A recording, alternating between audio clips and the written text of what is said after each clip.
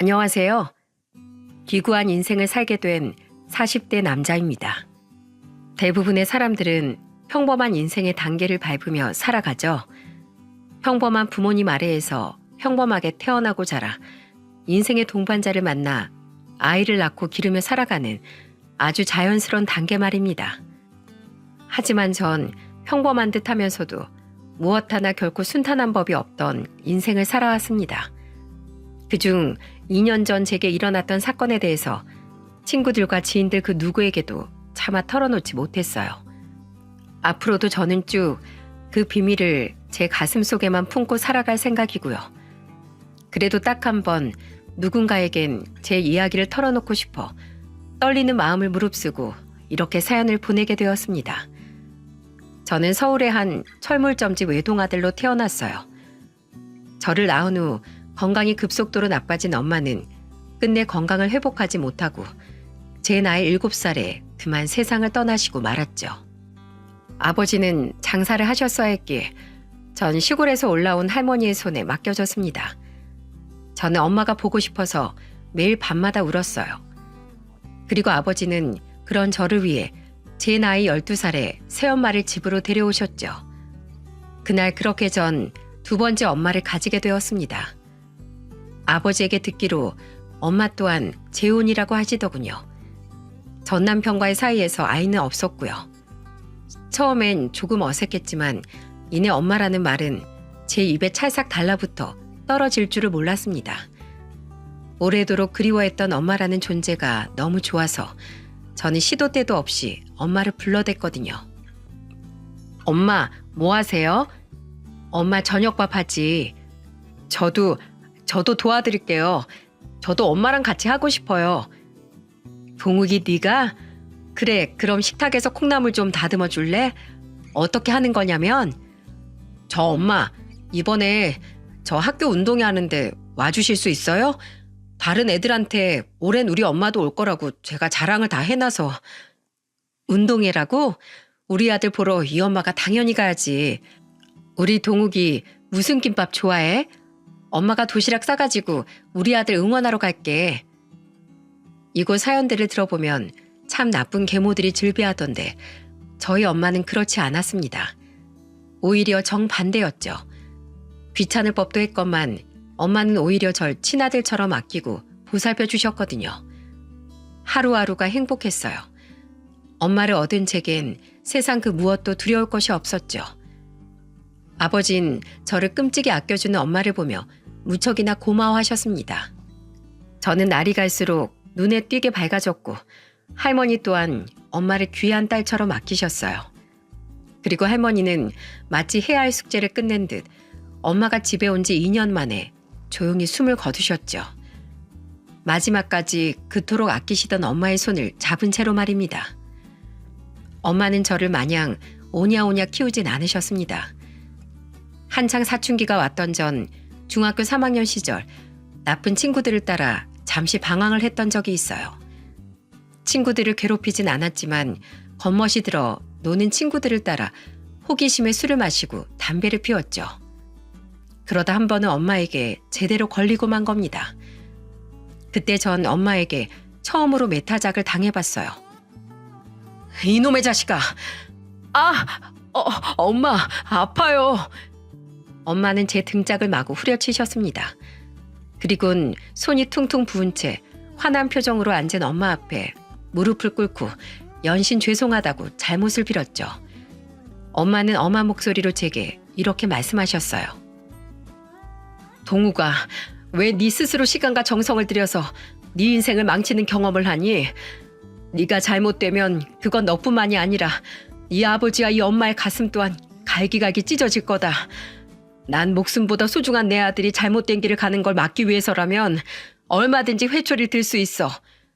친구들하고 어울리는 거 좋지.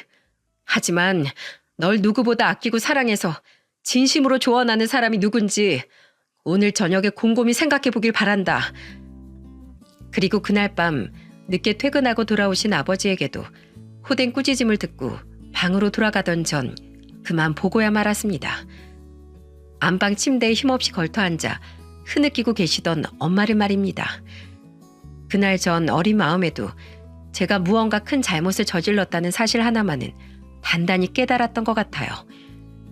그래서 그날 이후 전 호기심에 저질렀던 비행과 일탈 모두를 그만두고 다시 학업에 열중하게 되었죠. 저는 부모님의 지원과 도움으로 서울의 중위권 대학에 합격할 수 있었습니다. 아버지께서도 절 많이 도우셨지만 수험 생활 내내 헌신적으로 절 챙긴 엄마가 아니었다면 전 그 힘든 고3 생활을 버텨내지 못했을 거예요. 대학교 합격 통지를 확인한 후 제가 누구보다 먼저 달려가 꽉 안고 눈물을 터뜨렸던 사람도 바로 엄마였죠.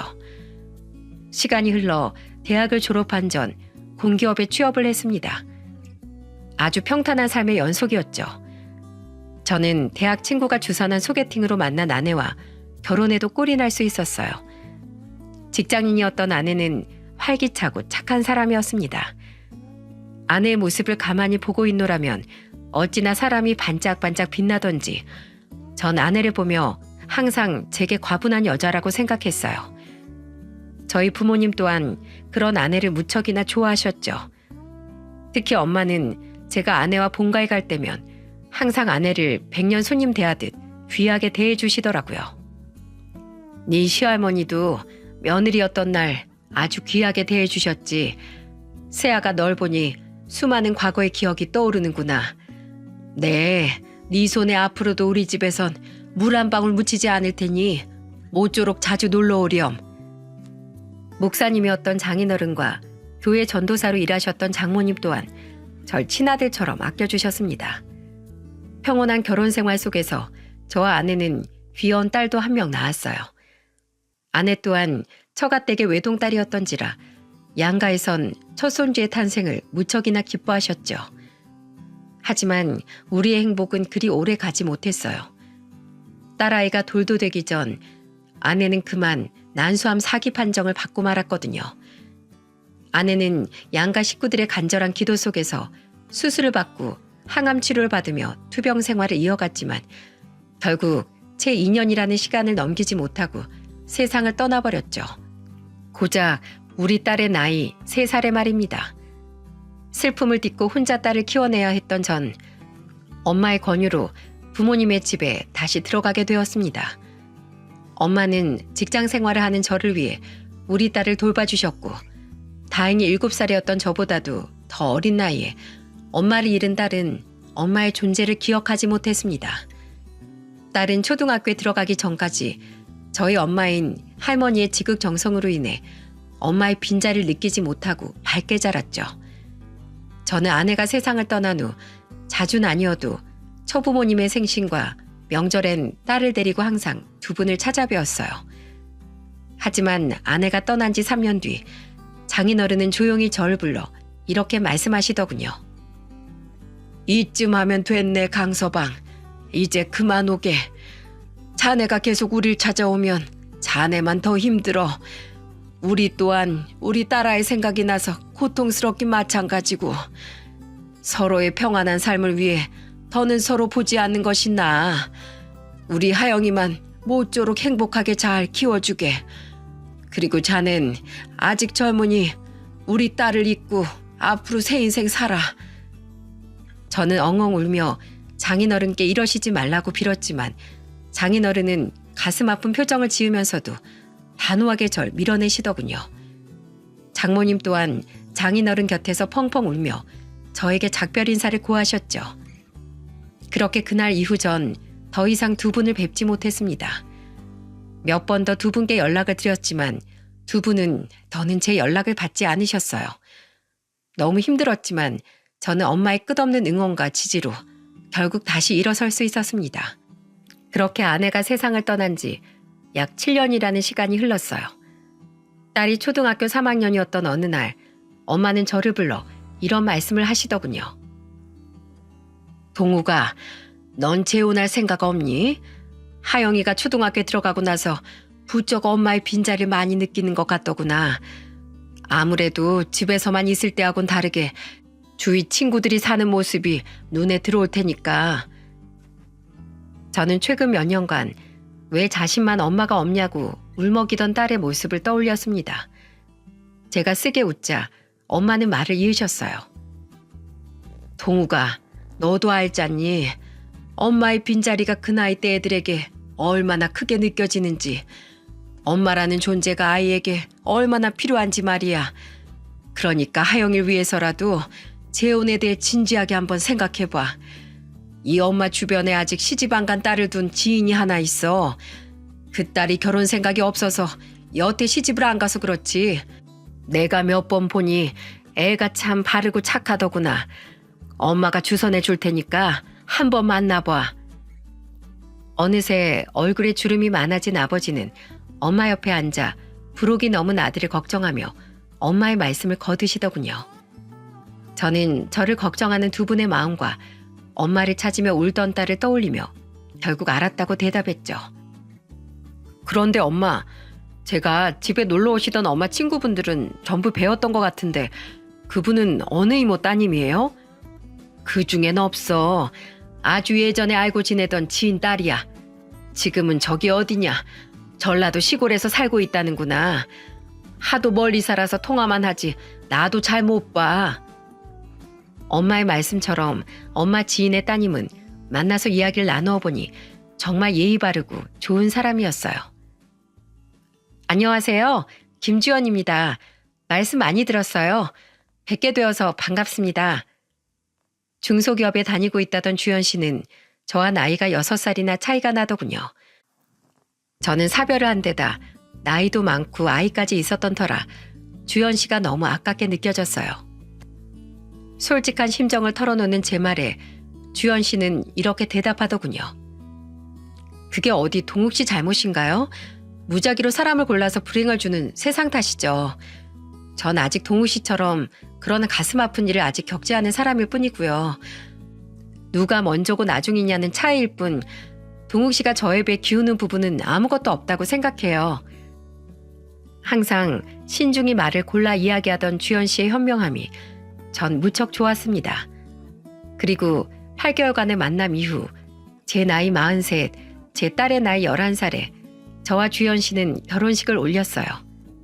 그런데 이상하게 결혼식 날 아내와 저희 엄마는 마치 사연 있는 사람들처럼 눈물을 주룩주룩 흘리더군요. 정작 장인어른과 장모님은 아내를 보며 종일 환하게 웃고 계셨고 심지어 제가 처음 결혼할 때 엄마가 울긴 하셨어도 그 정도는 아니었거든요. 나중에 엄마에게 물으니 엄마는 멋쩍은 듯 웃으며 이렇게 말씀하셨죠. 네가 그동안 네 전처 보내고 많이 힘들어했던 게 생각나서 그랬던 것 같구나. 새아가야 뭐 결혼식 날 신부가 오는 게 드문 일도 아니지 않니? 새아가도 살아오면서 우여곡절이 많았겠지. 그렇게 우리는 저희 부모님 댁에서 신혼생활을 시작했습니다. 저는 딸을 데리고 분가를 하려고 했지만 아내가 먼저 제게 합가를 하고 싶다고 제안했죠. 전 어른들 모시고 사는 게 좋아요. 어릴 때부터 사람이 많이 북적이는 집안에 시집가고 싶었거든요. 게다가 갑자기 자기를 돌봐주던 할머니하고 떨어지게 되면 하영이가 많이 힘들어할지도 모르고요. 속 깊은 아내의 말이 전 무척이나 고마웠습니다. 저희 부모님 또한 마음이 비단결같이 고운 며느리가 집에 들어왔다며 굉장히 기뻐하셨죠. 제 딸은 어렸을 적 저와 마찬가지로 처음엔 아내를 무척이나 낯설어 하더군요. 하지만 아내가 먼저 끊임없이 딸에게 가까워지려고 노력해 주었기에 두 사람은 이내 사이좋은 모녀관계로 발전할 수 있었어요. 그런데 아내에게선 가끔 이상한 위화감이 느껴지더군요. 여보, 우리 주말에 장인 장모님 뵙고 올까? 결혼하고 아직 한 번도 못 뵀잖아. 신혼여행 다녀와서도 바쁘시다기에 딱 한 번 전화드린 게 전부고. 됐어. 우리 부모님 워낙 쿨하신 분들이라 우리만 잘 살면 됐다 주이셔. 내가 종종 안부 전화 드리는 걸로 좋게. 전화를 드렸었어? 난 당신이 장인어른이나 장모님께 전화 드리는 거 한 번도 못 봤는데. 아, 그게 출근해서 점심시간에 짬내서 종종 전화 드렸어. 분명 제가 처음 인사드릴 때와 상견례 자리에서 아내와 처부모님의 사이는 무척 좋아 보였습니다. 그런데 아내는 결혼한 뒤론 한 번도 친정에 가거나 제 앞에서 처부모님과 통화하는 모습을 보이지 않더군요. 제가 전화를 드리겠다고 해도 처부모님이 워낙에 낯을 가리셔서 부끄러워하실 거라며 제가 전화하는 것을 막았고요. 의아함이 들긴 했지만 아내에게도 무언가 사정이 있겠거니 싶어 전 기다리기로 했습니다. 세상에 사연 없는 사람은 없으니까요. 언젠가 때가 되면 어련히 말해주겠거니 싶었죠. 그런데 제가 결혼한 지 5개월쯤 지난 어느 주말 다시 11살이었던 딸이 제게 이상한 말을 하더라고요. 아빠, 엄마랑 할머니 좀 이상해. 뭐? 엄마랑 할머니가 왜? 딸의 뜬금없는 말에 전 의아하게 물었습니다. 당시 집에는 저와 딸밖에 없었어요.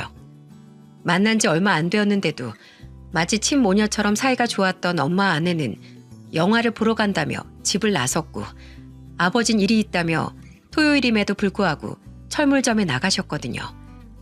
딸은 순진무구한 표정으로 제게 말했죠. 할머니는 아빠 엄마잖아. 그치? 근데 엄마도 자꾸 할머니한테 엄마라고 불러. 할머니도 그냥 주연아 이러시고.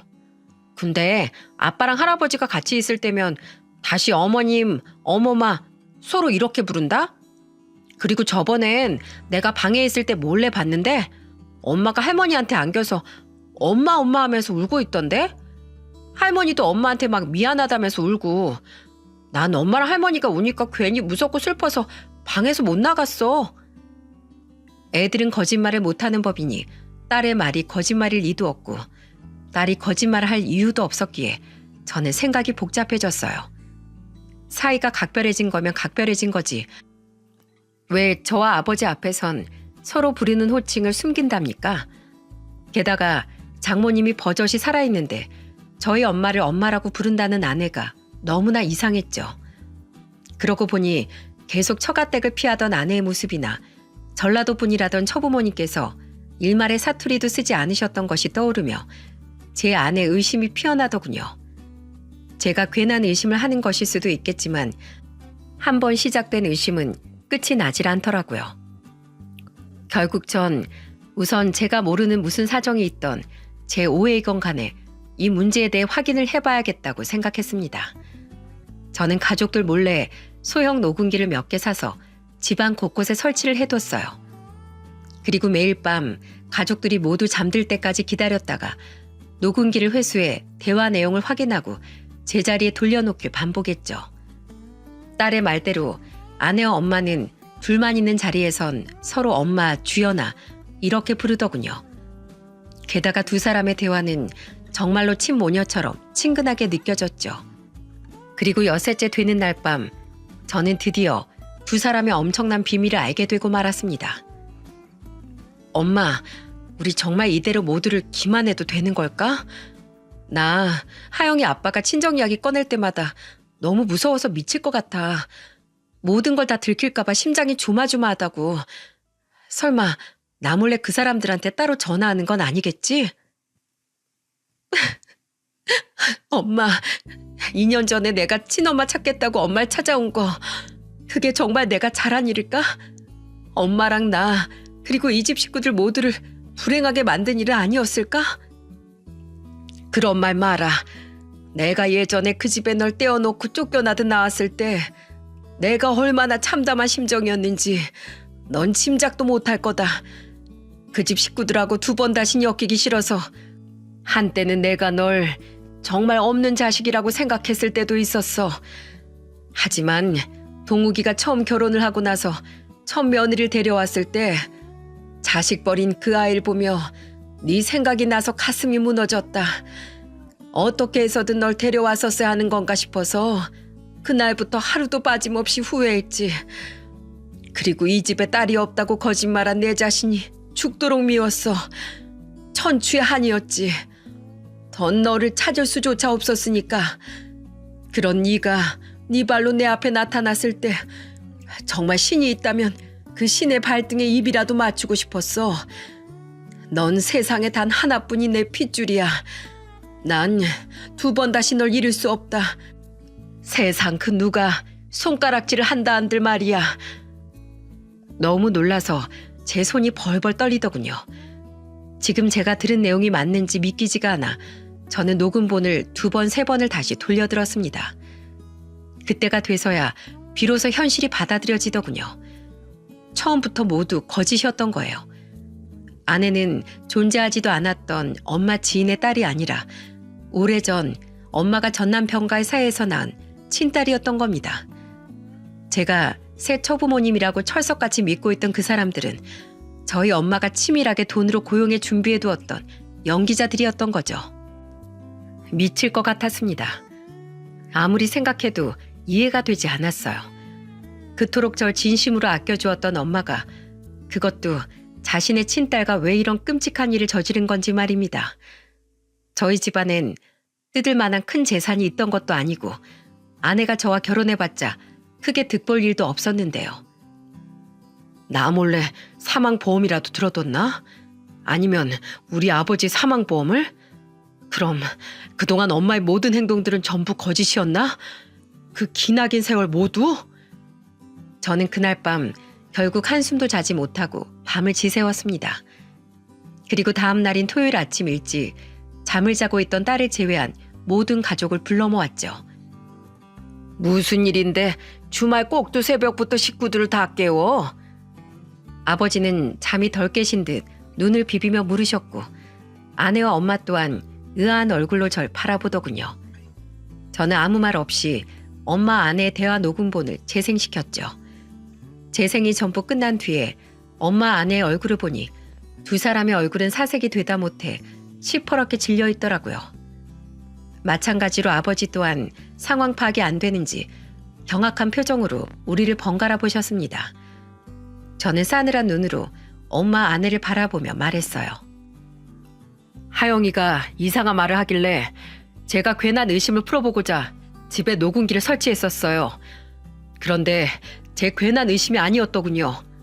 엄마, 이게 정말이에요? 정말로 저 사람이 엄마 친딸이고 그걸 뻔히 알면서도 저랑 저 사람을 일부러 재혼시킨 거예요? 대체 왜요? 돈 때문이에요? 그렇게 가만히 있지 말고 무슨 말씀이라도 해보세요. 저 지금 미치기 일보 직전이니까. 당신도 입만 꾹 다물고 있지 말고 뭐라고 변명이라도 좀 해봐. 이게 다 무슨 일인지. 저는 끝내 배신감을 참지 못하고 소리쳤습니다. 아내는 아무 말도 못하고 바들바들 떨며 눈물을 뚝뚝 떨구더군요. 엄마! 제가 사나운 표정으로 엄마를 부르짖자 그제야 엄마는 눈을 질끈 감았다 뜨시더니 눈물을 흘리며 모든 진실을 털어놓으셨어요. 그리고 엄마 입에서 나온 이 끔찍한 사건의 전말은 우리 모두를 탈주가 없는 미로로 밀어넣었습니다. 미안해요, 여보. 미안하다, 동우가. 나도 이렇게 긴 시간 동안 두 사람을 속이려고 했던 건 아니었어. 그동안 나도 마음이 괴로워서 미칠 것 같았다. 사실 난 전 남편과 전 시댁에게 학대에 가까운 시집살이를 당했어. 풍족한 집안이었던 시댁에선 고 하나 다름없던 날 처음부터 탐탁지 않게 여겼단다. 나중에 알고 보니까 내 남편 또한 가족이 없던 날 거의 말 잘 듣는 몸종처럼 부리려고 그 집에 데리고 갔던 거더라고. 처음엔 그저 무시만 좀 하고 구박하던 시부모란 사람들은 내가 딸인 주연이를 낳고 더 이상 아이를 가지지 못하자 그때부턴 대놓고 날 멸시하더구나. 내가 늦잠이라도 자는 날엔 시부라는 사람이 날 발길질로 깨웠고 시모는 국이 맛이 없다며 내 얼굴에 뜨거운 국그릇을 집어던지는 게 일상이었지. 울면서 내가 제발 나가 살자고 전 남편에게 매달렸더니 전 남편 또한 나한테 손찌검을 하기 시작했다. 고 하나 다름없는 필요한 날 데리고 살아주는 것만 해도 고마워해야 할 판에 어딜 도망치려고 하냐면서 말이야. 나는 그 집에서 눈 뜰 때부터 잠들 때까지 집안일을 하고 남편 시중을 드는 노예, 그 이상도 이하도 아니었어. 난 그 사람들에게 매번 내가 하잘것없는 인간이라는 세뇌를 당하면서도 주연이 하나만 보고 이를 악물고 버텼지. 그러다 주연이가 4살이 됐을 때 난 그 집에서 쫓겨났다. 내가 있으면 재혼하는데 방해가 된다면서 말이야. 전 남편 놈에게 여자가 생겼거든. 그때 그 인간 같지도 않은 전 시부모가 나에게 단단히 으름장을 놨지. 이 집에서 있었던 일 밖에서 떠들고 다니지 마라. 그리고 앞으로 네 딸을 보겠다며 이 집에 찾아와서 내 아들 앞길도 막지 마라. 또다시 자기들 눈앞에 나타나면 나뿐만 아니라 내 딸도 가만두지 않겠다. 이러면서 나한테 주먹을 쥐어 보이더구나. 그때 난 뒤도 돌아보지 않고 도망쳤다. 주연이가 걱정이 되긴 했지만 자기 아들 핏줄이라며 그 인간들이 주연이에겐 그래도 잘해줬으니 괜찮겠지. 그 집엔 돈도 많으니 이게 오히려 주연이를 위한 일이 맞아. 이러면서 애써 스스로를 다독였지. 무엇보다 난 더 이상 그 김씨 가문 근처엔 얼씬도 하고 싶지 않았어. 솔직히 난 그 집이 너무 무서웠단다. 그 집 식구들이라면 자다가도 이가 갈릴 정도로 치가 떨렸지. 그러다가 동욱이 네 아버지를 만나 재혼을 했고 난 태어나서 처음으로 남편과 시어머니의 사랑을 느낄 수 있었다. 너무 행복하고 두려웠어. 겨우 얻은 이 행복이 깨지지는 않을까 싶어서 처음엔 잠조차 제대로 이룰 수가 없었지. 그래서 그 집에 대한 모든 흔적을 내게서 없애고자 난 딸조차 없는 척을 했다. 처음에라도 네 아버지한테 사실대로 털어놨어야 했는데 차마 이 행복이 깨질까 봐 그러지 못했어. 그리고 내가 다시 딸을 보려고 그 집을 찾아가면 주연이조차 가만두지 않겠다고 했으니 난 멀리서나마 마음으로 내 딸의 행복을 빌어줄 수밖에 없었다. 그리고 그 죄책감에 난 동욱이 널 더욱더 정성으로 키웠어. 내 딸을 대신해서 아들인 널 더욱 훌륭하게 그리고 행복하게 키우고 싶었단다. 하지만 애써 잊고 살던 우리 주연이가 자식 같은 첫 며느리를 만난 이후로 더더욱 간절하게 보고 싶더구나.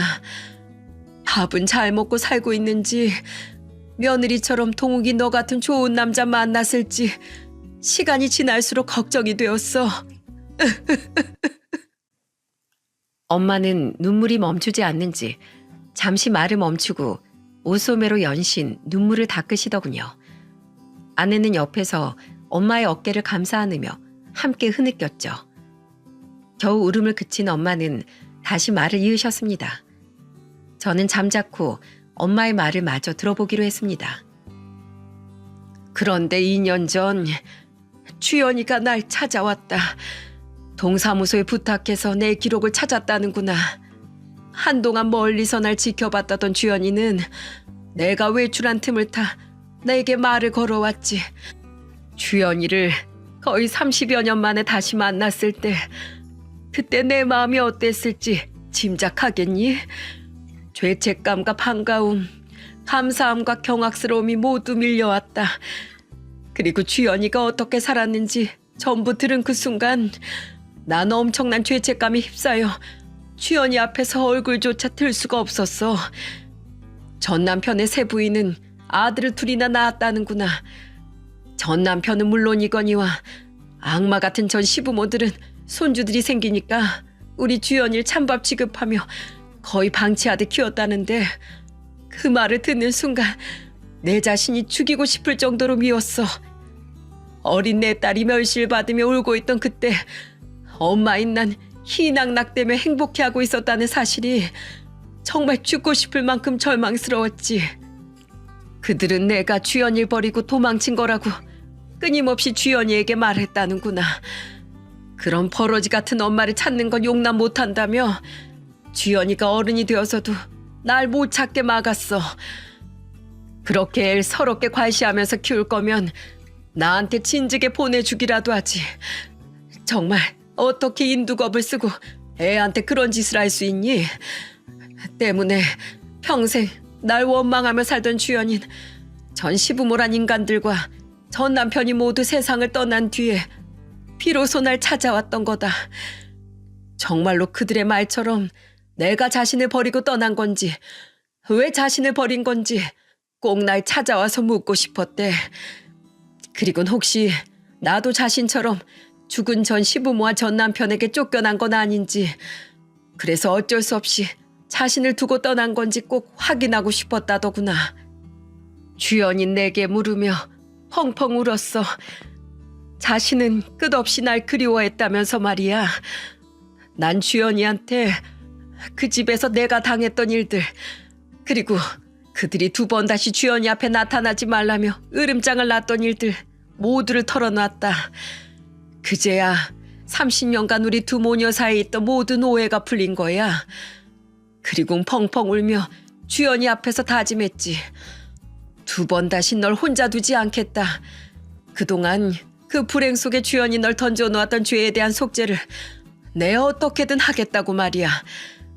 그런데 주연이를 내 곁에 데려오려니 이미 너무 오랜 시간 동안 너와 네 아버지에게 딸이 없다고 거짓말을 해왔던 터라 방법이 없더구나. 그래서 한동안 가족들 몰래 주연이를 만나며 챙겨줬는데 자꾸만 엄마로서 딸 곁에 있고 싶다는 욕심이 들었어. 해서 급한 마음에 그만 내가 해서는 안 될 일을 너와 네 아버지에게 저지르고 말았다. 어차피 법적으로 남남이니 문제가 없을 거라고 생각했어. 그런데 내가 그래서는 안 되는 거였다. 내 생각이 짧았어. 늦게라도 너와 네 아버지에게 솔직하게 전부 털어놓고 주연이를 내 딸이라고 밝힌 후에 그때 집에 데려오든 했어야 했던 거야. 전부 다 내 탓이다. 우리 주연이는 계속 싫다고 했지만 내가 억지로 밀어붙인 거야. 그러니 제발 우리 불쌍한 주연이를 탓하지 말고 모든 원망의 화살은 내게로 돌려다오. 정말 미안하다. 내가 이기적인 마음에 너무 끔찍한 일을 저질러 버려서 결국 이렇게 모두에게 고통을 안겨주게 되었구나. 여보, 미안해요. 아니에요. 저도 엄마 곁에 있고 싶은 마음에 잘못된 걸 알면서도 엄마와 함께 그런 끔찍한 일을 꾸몄어요. 30년 동안 그 집에서 못 불렀던 엄마라는 이름, 이제라도 엄마 곁에서 마음껏 부르며 살고 싶어서 욕심부렸어요. 엄마 혼자의 잘못이 아니에요. 제가 엄마 앞에 나타나지만 않았어도 이런 일이 생기지 않았을 거예요. 여보, 아버님, 정말 죄송합니다. 엄마는 소파에서 내려와 무릎을 꿇고 오열하더군요. 아내는 함께 엄마의 옆에 무릎을 꿇고 흐느끼고 있었죠. 너무 처절한 사연에 저는 그 2사람에게 비난을 퍼부을 수도, 그렇다고 위로를 건넬 수도 없었습니다. 그런 아픈 사연이 있었기에 2사람은 결혼식장에서 그토록 서글프게 울었던 거였어요. 저는 참담한 마음을 누르지 못하고 눈을 질끈 감으며 눈물만 흘렸습니다. 한참 동안 엄마 아내를 내려다보던 아버지는 테이블에 놓인 담뱃갑을 쥐어들고는 떨리는 걸음으로 베란다로 향하시더군요. 저는 그들을 내버려 두고 방으로 들어와 한참 동안 얼굴을 감싸고 절규했습니다. 이 걷잡을 수 없는 상황을 도대체 어떻게 풀어나가야 하는지 알 수가 없었어요. 2사람을 당장 이 집에서 쫓아낼 수도, 그렇다고 모든 걸 감싸 안을 수도 없었죠. 세상 그 어떤 것보다 더한 막장이 제 인생에 일어났다는 사실이 믿기지가 않았어요. 그 뒤 아버지는 간단한 짐을 싸들고는 집을 나가셨습니다. 남해로 내려가 한동안 낚시를 하며 생각을 정리하고 싶다는 말만 남긴 채로 말이죠. 저 또한 차마 아내와 엄마의 눈을 똑바로 마주할 수가 없더라고요. 그들을 볼 때마다 배신감과 연민이 동시에 밀려왔거든요. 아내와 엄마는 애써 딸에게는 평소 같은 행동을 보였지만 이후엔 안방에서 쥐죽은 듯이 생활하더군요. 마치 처벌을 기다리는 죄인처럼 말입니다. 아버지가 남해로 떠난 지 일주일 정도 지난 날, 아버지는 제게 전화를 거셨어요. 아버지는 오랜 고민 끝에 결국 결정을 내린 모양이시더군요. 동우가, 어머니랑 네 엄만 어찌 지내고 있냐? 하영인 잘 있고?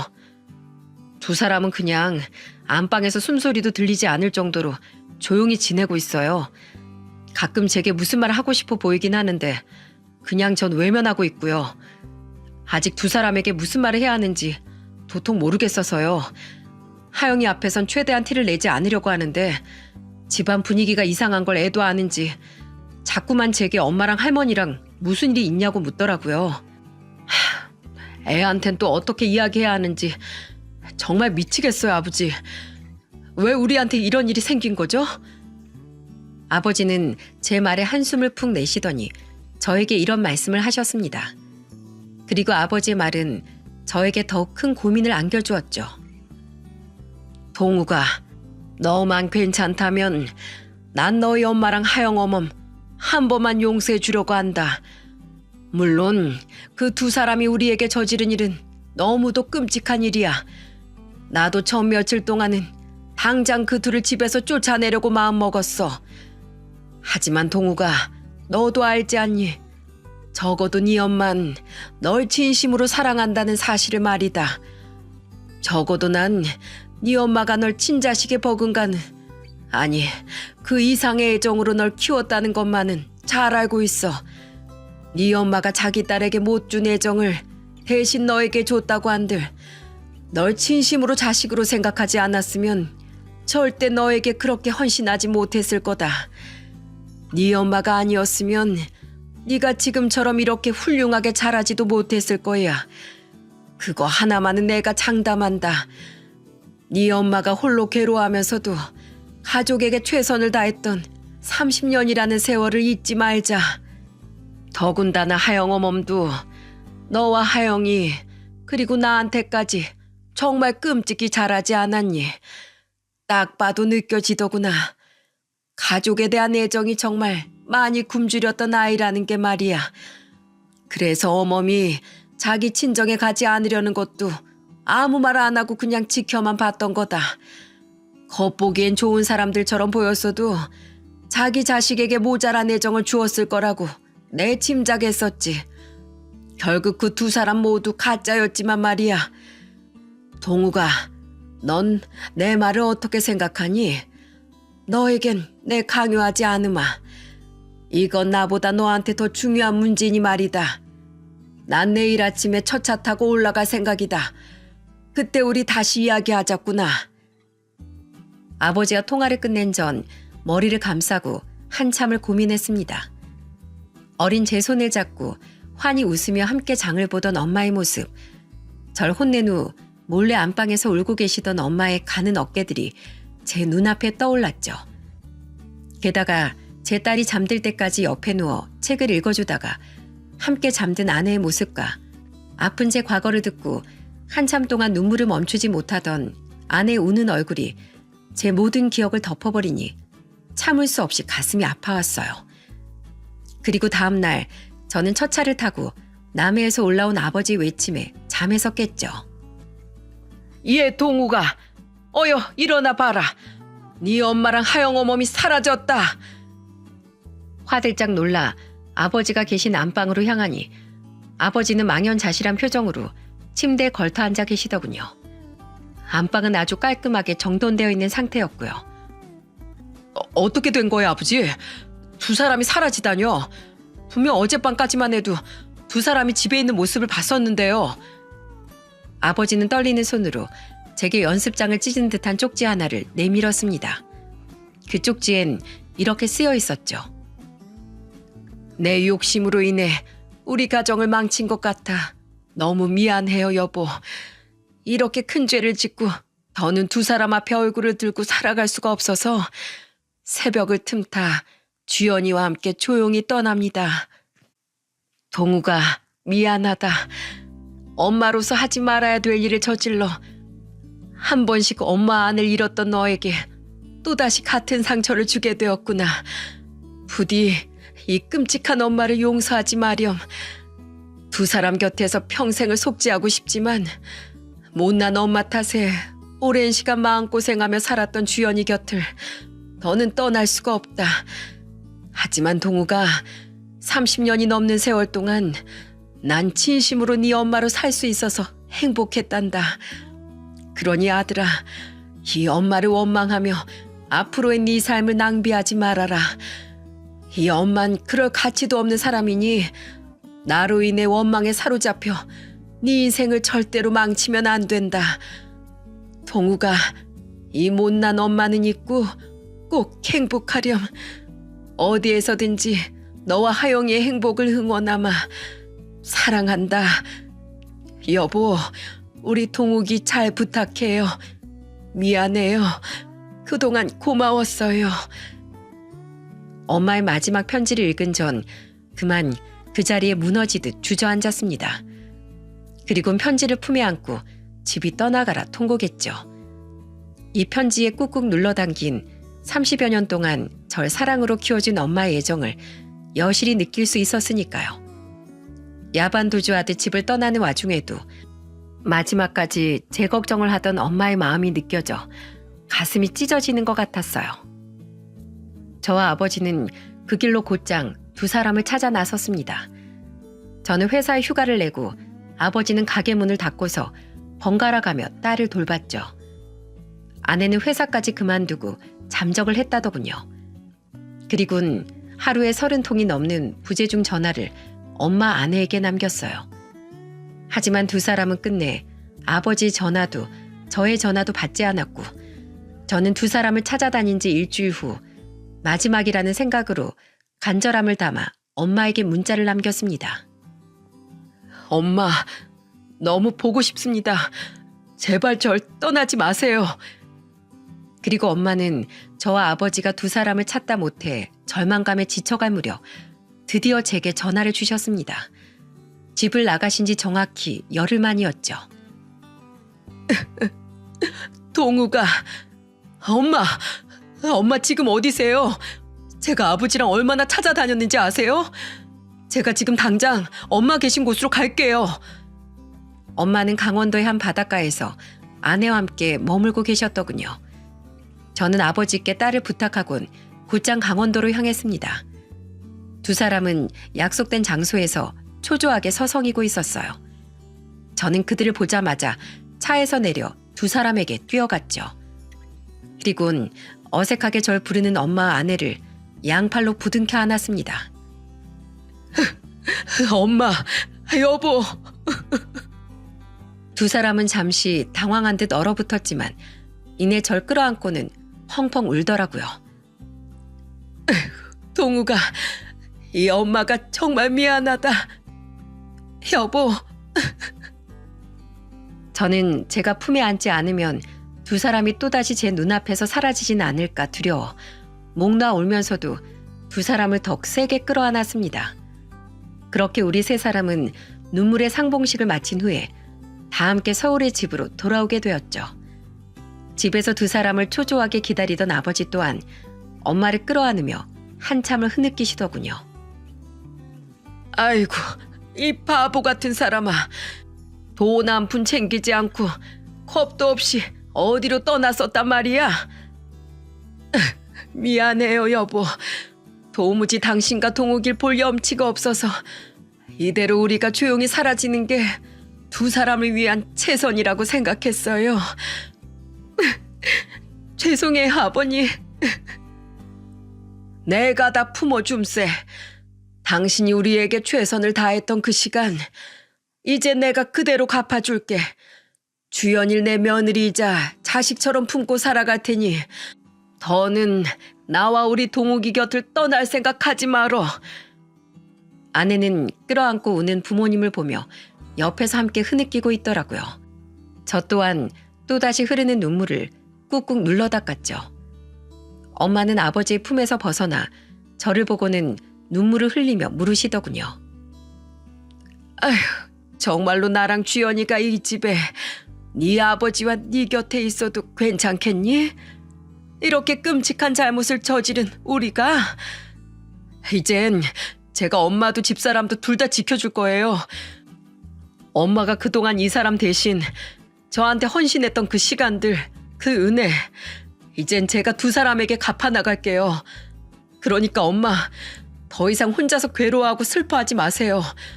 여보, 당신도 이제 더는 혼자 마음 졸이며 살지 마. 그동안 정말 마음고생 많았어. 여보, 고마워요. 진심으로 고맙고 미안해요. 앞으로 평생 당신하고 아버님, 그리고 우리 하영이를 위해서만 살게요. 그렇게 우리 5 식구는 2년이 지난 지금 언제 그런 일이 있었냐는 듯 다시 평화를 되찾아 잘 지내고 있습니다. 당시 아버지는 혹시 모를 상황을 위해 친구 집에 놀러 가고 싶다는 저희 딸을 그 친구 집에 맡기셨었다고 해요. 참으로 아버지 해안이었죠. 어리다곤 하나 사리 분별을 할 수 있던 나이의 딸이 당시 상황을 봤었다면 우리 딸에게 설명 못할 큰 상처를 안겨주었을지도 모르니까요. 2년 전 다행히 사표를 철회할 수 있었던 아내는 요즘 직장을 다니면서도 초등학교 6학년이 된 딸아이의 조기 교육에 열심히 일합니다. 딸아이가 공부에 대한 욕심이 남달랐기에 벌써부터 중학교 2학년 과정을 배우는 종합학원에 딸을 보내고 자신도 학부모로서 입시를 어떻게 준비해야 하는지에 대해 열심히 공부하고 있죠. 자식을 잘 되게 하는 건 차라리 부모 몫이라면서 말입니다. 아내는 겪을수록 엄마의 좋은 점만을 빼닮은 착하고 좋은 사람이더군요. 저희 아버지께선 최근 철물점을 정리하셨습니다. 엄마의 가슴 아픈 과거를 듣고는 앞으로는 더 나이가 들기 전에 엄마를 위해 더욱 많은 시간을 쓰고 싶으시다면서요. 이후 두 분은 요즘 이곳저곳 놀러 다니며 노후를 즐기고 계십니다. 한두 달에 한 번은 5 식구 모두 다 같이 근교로 여행을 다니기도 하며 우리는 가족 간의 우애를 더욱 돈독히 만들고 있죠. 단 하나 달라진 점은 더 이상 아내는 저희 엄마를 엄마라고 부르지 않는다는 겁니다. 대신 모든 며느리들이 그리하듯 어머님이라고 부르더군요. 제가 그 이유를 물었더니 아내는 희미한 미소를 지으며 이렇게 말했습니다. 어머님도 엄마라는 뜻은 마찬가지니까 그걸로 만족하려고요. 내 욕심 때문에 하영이에게 더는 혼란을 주고 싶지 않아요. 하영이 엄마가 되려면 제가 가진 것 중 하나는 마땅히 포기할 줄 알아야죠. 제가 지금 누리고 있는 이 행복이 얼마나 과분하고 감사한 일인지 충분히 알고 있거니와 지금은 하영이 엄마로서의 내 삶이 더 중요해요. 많은 분들은 이렇게 생각하실 겁니다. 아무리 친엄마는 아니어도 어떻게 엄마의 딸과 결혼 생활을 이어갈 수 있냐고요. 저 또한 마찬가지였기 때문에 오랜 시간 동안 괴로운 고민을 했었죠. 하지만 엄마 아내가 눈앞에서 사라진 순간 깨달았네요. 반평생을 저를 위해 헌신했던 엄마에 대한 사랑과 은혜를 전 절대로 외면할 수 없다는 사실을 말입니다. 저는 앞으로 더는 아무 생각하지 않고 지금 제 곁에 있는 저희 가족의 행복을 최선을 다해 지켜나갈 생각이에요. 제 딸은 제 아내와 엄마의 사이가 특별히 돈독한 고부 사이인 줄로만 알고 있습니다. 우리 가족은 딸을 위해서 딸뿐만 아니라 그 누구에게도 말하지 않고 이 기구한 비밀을 영원히 안고 살아갈 생각이죠. 아무에게도 할 수 없었던 긴 이야기를 이곳에서나마 털어놓으니 조금 가슴이 후련해지는 것 같게도 한편으론 제가 안고 있는 이 비밀이 더욱 무겁게 느껴지기도 하네요. 하지만 여러분, 부디 저희를 손가락질하지 마시고 아주 조금만 너그럽게 마음을 써주셔서 어렵게 지킨 저희 가족의 행복을 빌어주시면 진심으로 감사하겠습니다. 마지막으로 이 사연에 등장한 이름들은 모두 만약을 위해 가명을 사용하였음을 양해 부탁드립니다. 제 사연을 들어주신 많은 분들께서 언제까지나 행복하시길, 여러분의 가정엔 그 어떤 불화도 없이 항상 평온하시길 빌게요. 제 이야기를 들어주신 모든 분들께 감사를 전합니다.